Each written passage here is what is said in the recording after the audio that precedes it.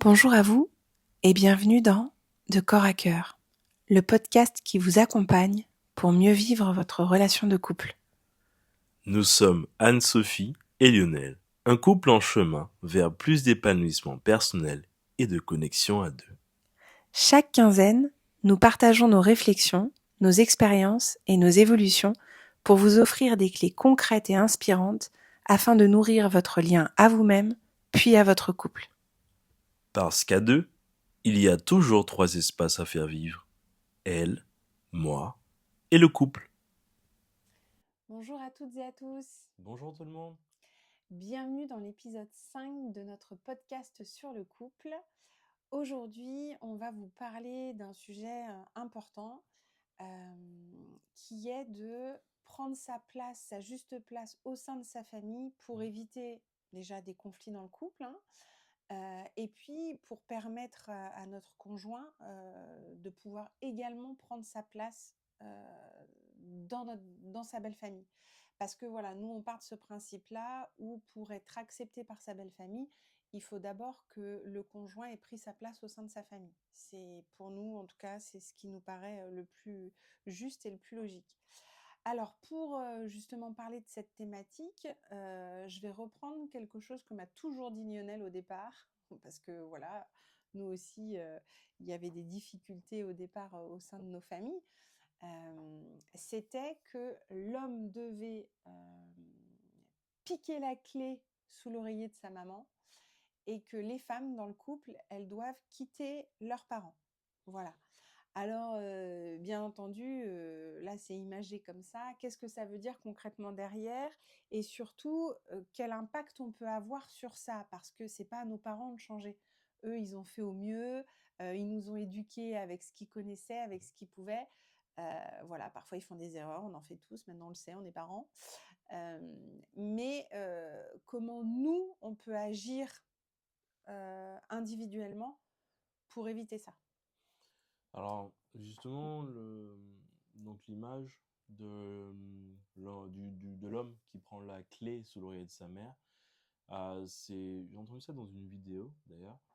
Et globalement, j'ai fait des petites recherches. Donc, ce serait potentiellement lié à la théorie de Carl Jung, donc un psychiatre, sur le fait de récupérer en quelque sorte, de sortir sous les jupons de sa mère pour le garçon. Et puis Françoise Dolto, typiquement aussi, donc qui est une psychologue, parle euh, du fait en quelque sorte de sortir de la loyauté familiale. Et donc typiquement, c'est aussi le fait de quitter sa famille pour la femme. Donc c'est vraiment ça, de comprendre que l'homme grandit, donc sa mère l'accompagne dans le fait de grandir et autres. Et donc c'est une sorte de référence pour lui. Et donc elle a une clé en quelque sorte, qui est un petit peu le symbole du féminin, de la maternité, etc. Et donc l'objectif pour lui, c'est de prendre cette clé quand il se sent suffisamment homme Mhm. pour aller à la rencontre de quelqu'un qui puisse le correspondre au mieux, quoi, tout simplement. Exactement. Et du coup, au-delà de tout ce que la mère lui a inculqué, le fils a sa propre personnalité, va faire ses propres choix derrière. Et donc, du coup, il faut qu'il assume pleinement ses choix. C'est ce qu'on disait. C'est ça. C'est-à-dire que ça engendre plein de choses. Ça engendre effectivement de bien se connaître. Parce que souvent, bah, quand on est parent, on influence nos enfants avec ce qu'on connaît, ce qu'on pense être bien pour eux. Et c'est juste, on part avec cette base-là, c'est solide. Donc, mais derrière l'enfant, il y a aussi ses propres choix qui vont venir. En Mm. dehors de ce qui lui a été inculqué, qu'est-ce qu'il aime vraiment? Voilà, parfois, je prends un exemple, on peut naître dans un environnement très matérialiste, avec des belles choses, des beaux meubles, etc. Et puis au contraire, plus tard, vouloir s'apercevoir qu'on veut complètement autre chose, que ce qui Mm. nous plaît, c'est pas forcément l'aspect matériel, ça va être plutôt de bouger régulièrement, de changer d'endroit. Moi, je parle pour moi, par exemple. Voilà, donc à un moment donné, ce qui va être important, c'est que l'enfant puisse assumer devant ses parents qui il est, Pleinement, oui. voilà, qui il est, ce à quoi il aspire, même si c'est différent de ses parents. Sachant que ça ne veut pas dire que ce que ses parents pensent ou ce que ses parents ont fait est mal. C'est un socle, c'est une base. Je Mm. dirais qu'on a deux chances du coup. On a ce que nous apportent les Et après, on parents choisit. et après ce que nous, on découvre chez nous. Donc voilà, si on le voit sous cet aspect-là, c'est quand même très, très riche. C'est ça. Et juste pour parler un peu plus peut-être de la fille qui quitte sa famille, Mmh. on va dire, finalement, c'est le concept un peu de la princesse qui vit dans sa famille, dans le château, Mmh. etc. Et en gros, pour justement arriver à accéder au prince charmant, enfin, dans le côté imagé un peu que tout le monde connaît, bah, elle doit partir justement de ce château et aller à la rencontre de quelqu'un qui pourrait lui correspondre, etc. Mais tout cela, c'est affronter ses peurs, accepter le regard des autres, c'est accepter d'aller vers l'inconnu, enfin, c'est toutes ces choses-là, en fait, qui sont à dépasser, Ouais, quoi.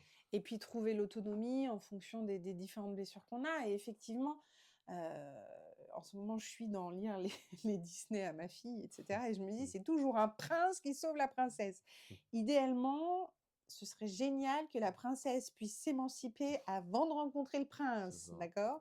Parce qu'après, on a quand même toujours dans cet inconscient collectif que l'homme est là pour sauver la femme.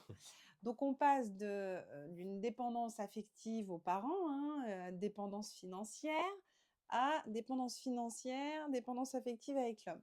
Donc là aussi, pour prendre sa place au sein de sa famille, c'est important pour les 2 enfants, je dirais même, Mm, hein, garçon ou que fille. l'enfant s'émancipe aussi de sa maman sur ce plan-là. C'est-à-dire trouver son autonomie affective, ça va être très important.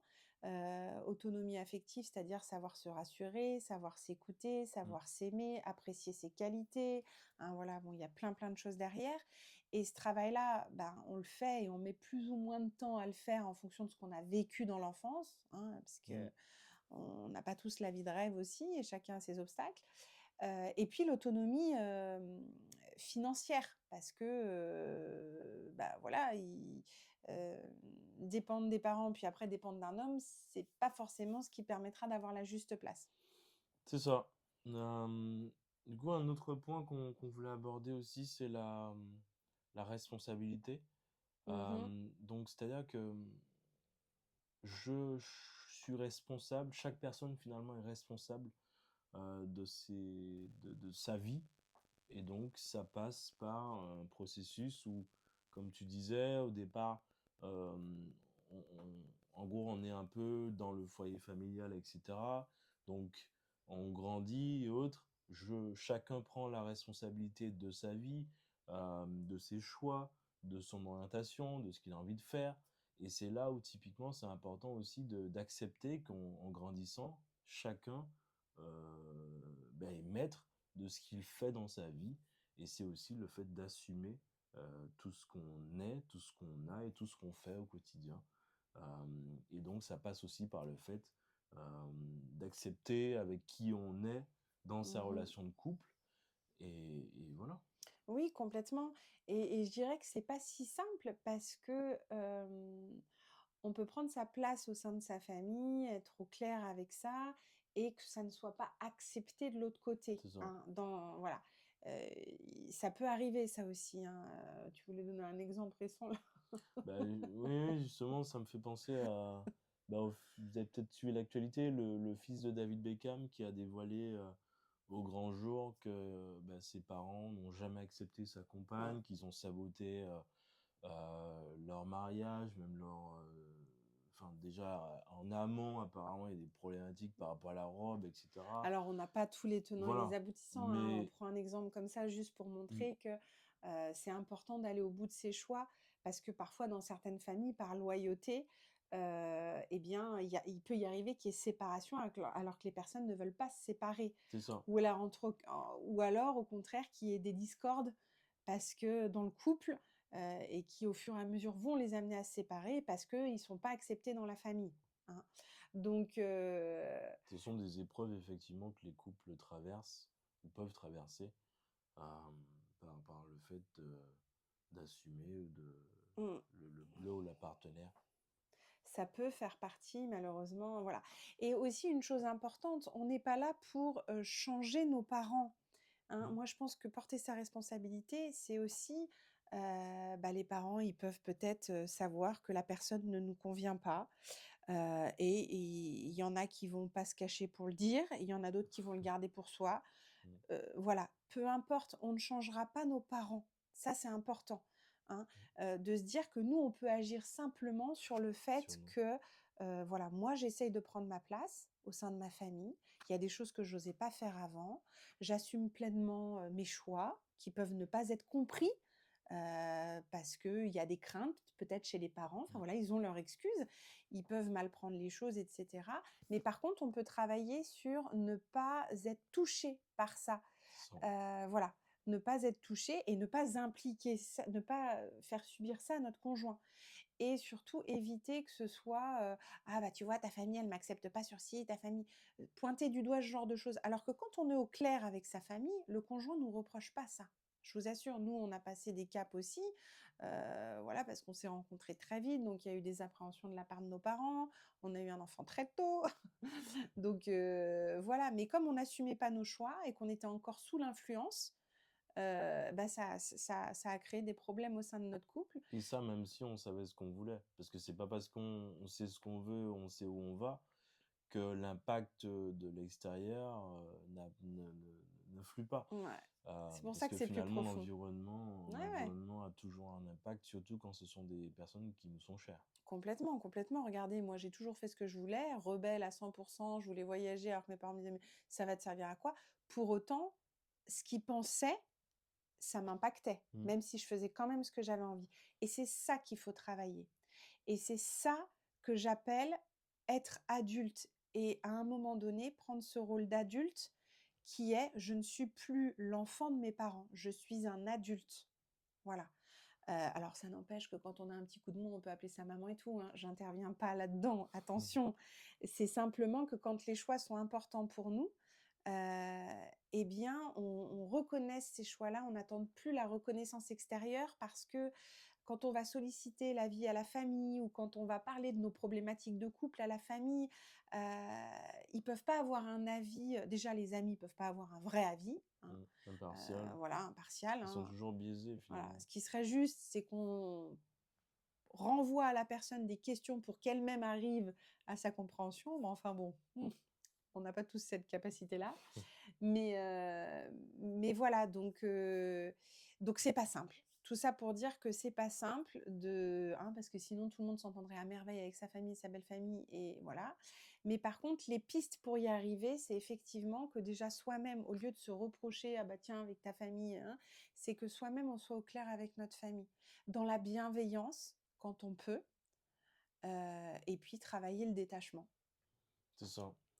Et Il y avait un autre il point y a peut-être? un dernier point qui est en lien avec ce que tu viens de dire, c'est le fait de se respecter, aussi se faire confiance, enfin c'est tous ces éléments-là. C'est à partir du moment où chacun sait la valeur qu'il a, la puissance de ce qu'il peut apporter, c'est aussi là où on peut euh, s'entraider au sein du couple. À partir du moment où ça c'est suffisamment fait, la personne peut aussi avoir ce retour-là au sein de sa famille, au sein de sa belle famille. Donc si je me respecte suffisamment, ma famille me respectera suffisamment, respectera tout ce qu'on a dit avant, mes choix, Mmh. le fait que je suis devenu autonome dans tous les aspects. Une forme de Et donc, confiance, cette façon. voilà, c'est ça en fait. Et ils Mmh. accepteront aussi ma partenaire et tout cela en fait sera renvoyé en fait. Tout à fait, c'est très juste ce que tu dis, parce qu'en plus, quand on est autonome affectivement, autonome financièrement, on a confiance en nous, on peut installer des choses solides et du coup, ça rassure automatiquement l'extérieur et l'extérieur, voilà, Ils ont besoin de ça ils en ont fait. besoin de ça aussi. Donc, au lieu de voir toujours cet aspect, c'est de la faute de l'autre, et c'est extérieur, ben c'est mes parents, ils ont fait ça et Mm. puis je suis comme ça. Oui, oui, mais pour tous les enfants qui sont devenus parents, vous comprenez bien qu'on peut pas être toujours parfait et qu'on fait avec ce qu'on a. Donc, C'est ça. ouais. Ça ne Faire avec ce qu'on a, c'est très bien. Mmh. Par contre, ça ne n'excuse pas tout. Par contre, on peut le comprendre. On peut comprendre que nos parents ont fait comme ils ont pu. Par contre, ça n'excuse pas tout parce qu'il y a des choses plus ou moins impactantes qui se sont passées. Et même nous, de notre côté, en étant parent Ouais. aujourd'hui, on fait des choses au mieux. Maintenant, encore une fois, ben, notre vie peut nous en vouloir pour des choses qui se sont passées et autres. Donc, c'est Mmh. juste accepter la situation comme elle est Et ne et en pas parler et en déjà. parler et ne pas attendre, c'est ce que j'ai à dire, et ne pas attendre que le changement vienne de l'autre, hein. Ça, on l'avait déjà dit, Mm. hein, c'est pareil, hein. Ne pas attendre, de ne pas pointer tout le temps du doigt le conjoint à dire: «Ah mais ça». On a déjà suffisamment, je pense, à évoluer de notre côté, et de se consacrer là-dessus, c'est déjà très important. Voilà. Voilà ce qu'on voulait vous partager en tout cas aujourd'hui. Mmh. Donc, je te laisse annoncer le prochain sujet. Ouais, alors dans 15 jours, la prochaine thématique, on s'est dit, voilà, on est encore un petit peu dans cette phase d'introspection là, avant le printemps, de manière générale, et du coup, c'est des phases qui demandent à quand même, ben, rester seul parfois, et à la fois, bah, faut penser au couple aussi, quand on a une vie de famille, également. Donc ça va être comment se retrouver en couple en évitant de se fuir. C'est-à-dire qu'il faut aussi s'accorder cet espace, voilà, et quels impacts ça peut avoir sur le désir, la sexualité, et voilà. S'il y a une personne qui est dans la solitude et puis l'autre qui est dans la fuite et qui veut aller avec son partenaire, enfin voilà. Comment essayer de trouver cet équilibre dans tout ça? Très bien, ben merci beaucoup en tout cas d'avoir écouté notre épisode de podcast. Partagez, commentez, Ouais. et puis dites-nous ce que vous en pensez. On se retrouve pour le prochain épisode. Merci beaucoup, bonne journée à vous. Merci beaucoup, au revoir. Bye.